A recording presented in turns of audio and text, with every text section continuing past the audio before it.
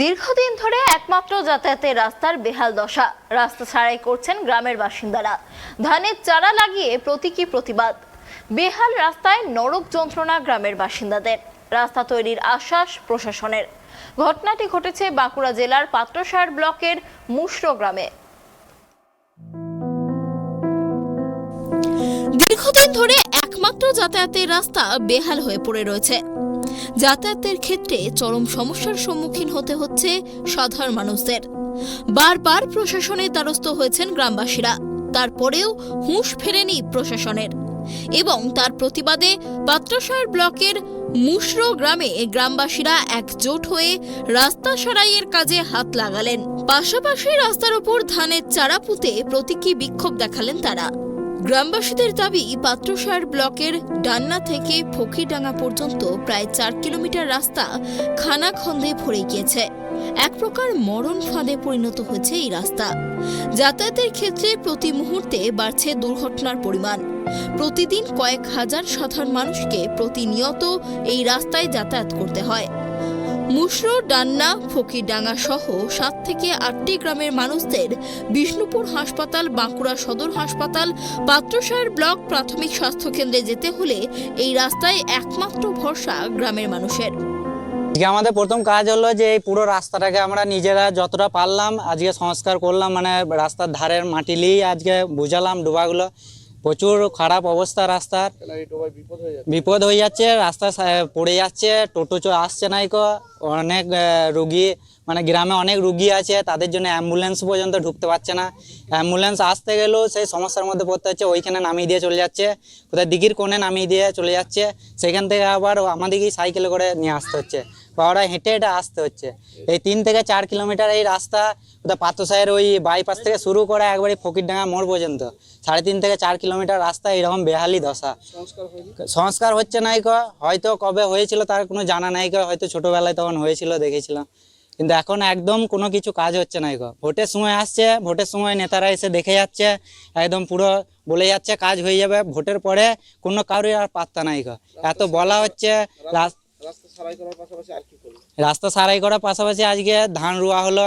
মাঠেতে এমনিতেই কাদাতে ধান রুইতে হয়। আজকে দেখছি আমাদের রাস্তায় যেমন কাদা আছে, তাহলে রাস্তাতেই কাদাতে ধান রোয়া হোক, এটাই একটা প্রতিবাদ করা হলো।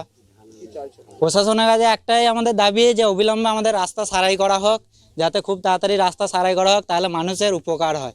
মানুষ অনেক কষ্টে আছে। এই রাস্তার মধ্যে 7 থেকে 8টি গ্রাম রয়েছে। পুরো সব গ্রামের সব রাস্তায় একই বেহাল দশা। তার পরিস্থিতি বলতে খুবই খারাপ। রাস্তায় যাতায়াত, বাচ্চাদের স্কুল বা সবাই কাজের পরিস্থিতি, যাওয়া আসা খুবই খারাপ। এমন কত মানুষ রাস্তায় যেতে যেতে পড়ে গেছে। না, সরকার আগে এরকম কত আসছে, দেখছে, চলে যাচ্ছে, কোনো গুরুত্ব নেই। হ্যাঁ, বলেছিলাম, বলছে হবে। এখন এই রাস্তার কোনো কিছু এখন স্যাংশন হয় নাই, হবে, কিন্তু সমস্ত জায়গায় রাস্তা হচ্ছে।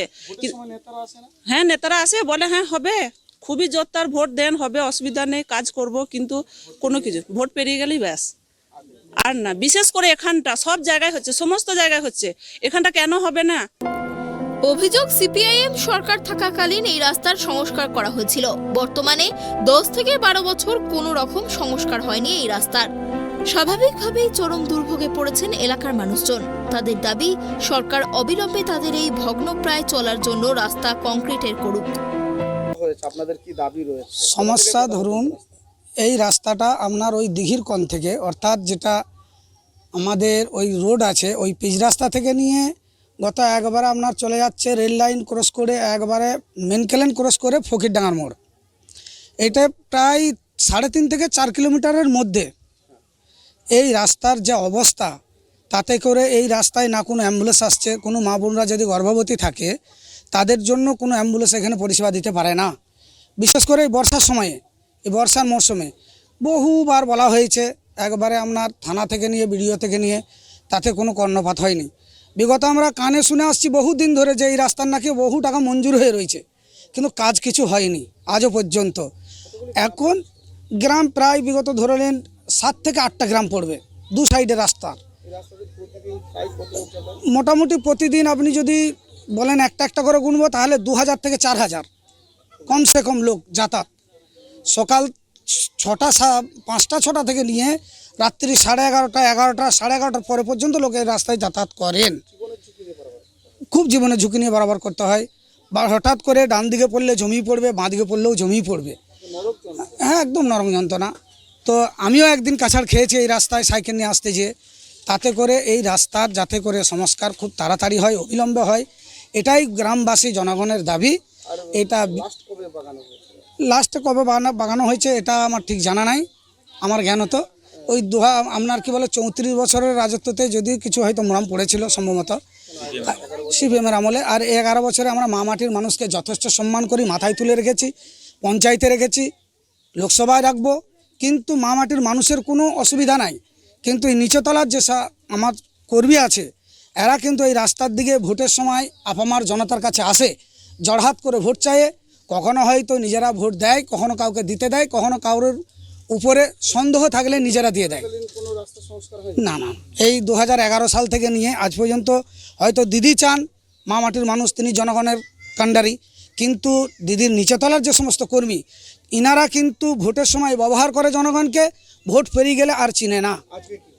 আজকে আমরা এই রাস্তা বেহাল অবস্থা দেখে বাধ্য হয়ে গ্রামবাসী জনগণ একত্রিত হয়ে এই রাস্তার দু সাইডের কাতা, আবার যদিও বা কিছু ভালো ছিল যাতায়াত হচ্ছিল মানুষ, তাতে করে জিসিবি লাগিয়ে দু সাইডের কাদাকে একত্রিত করে আরও খারাপ হয়ে গেছে। আমরা আজকে ওই রাস্তাকে ওই কাদাকে একত্রিত করে জনগণ ধান রুইয়ে দিয়েছে। পাত্রসার ব্লকের জয়েন্ট বিডিও অরুণ মান্না ফোন করা হলে তিনি জানান ওই রাস্তাটার প্রপোজাল ইতিমধ্যেই জেলায় পাঠানো হয়েছে, সেখান থেকে রাজ্যে পাঠানো হয়েছে। কাজটি অনুমোদন হলেই এলাকার মানুষজন সমস্যার সমাধান পাবেন। ডান্না টু বসন্তচণ্ডীতলা যে রাস্তাটা, ওইটা আমরা অলরেডি এস্টিমেট করিয়ে 1,22,00,000 টাকার এস্টিমেট করিয়ে এবং সুপারিনটেন্ডিং ইঞ্জিনিয়ারকে দিয়ে ভেটিং করিয়ে প্রপোজালটা জেলায় পাঠানো হয়েছে।